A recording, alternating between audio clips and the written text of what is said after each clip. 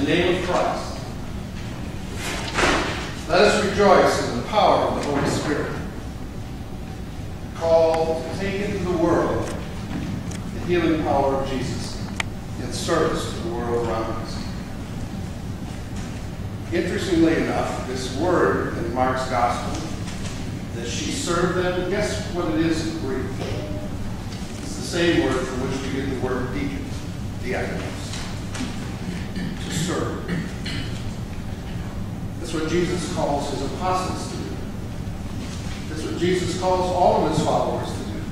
And in Mark's Gospel, the medium for service is wholeness, the presence of God in the midst of his people, healing them in order to enable them to serve in the world around them. It's very easy to forget that we who are called to be the church, who sit in places like this, do not find our call in this place.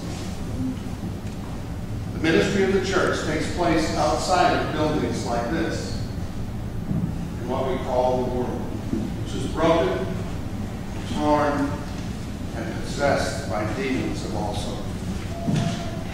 If we have experienced any of the healing of God, we are called to carry that healing into the world, which is also broken and torn apart, and continues every day to tear itself apart.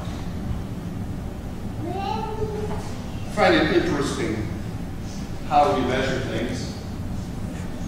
One of the words that Mark likes to use a lot is the word devil, and you'll see it appears more in his gospel than any other. The word devil in Greek is diaboleos. It comes from a Greek verb, diaboleo. Guess what it means literally in English? It means the one who tears them apart. You want to talk about the devil being in the world? Any place there is division and terror and brokenness, terror, the devil is present in a very real way. I mean, we've gotten so caught up in images from Dante of devils with tails of horns that we've lost sight of the real devil that lives in the midst of us as the devil that divides us. God heals us, doesn't he? He brings us together. He binds us up. He makes us one. Listen to the terminology of the gospel that we hear over and over again. God never tears apart. God doesn't break down. Even in the church, divisions, arguments, wars are not the work of God. It's not our business to tear apart. Our business is to bring together.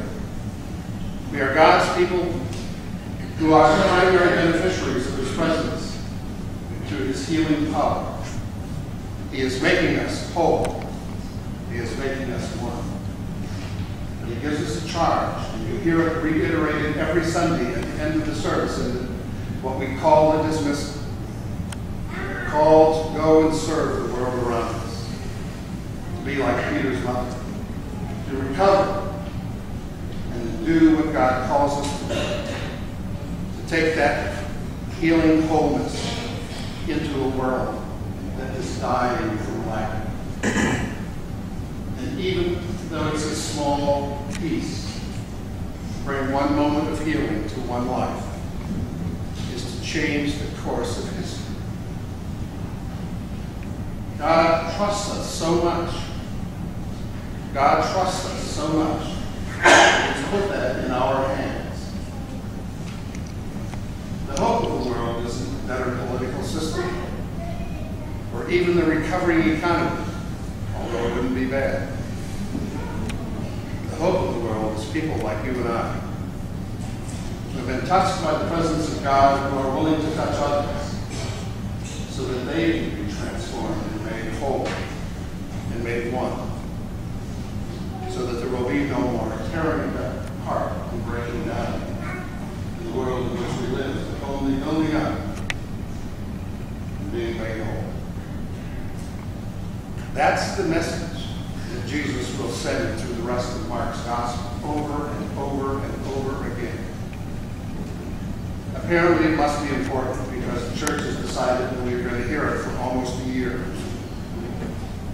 It's a small, compact message. It is, in fact, the hope of the world in which we live. It gives us meaning and direction as the church. And so my prayer for you as we depart from here today, you will hear again, let us go in peace, to love, and serve the Lord. Remember, they go together. If we love the Lord, we're willing to serve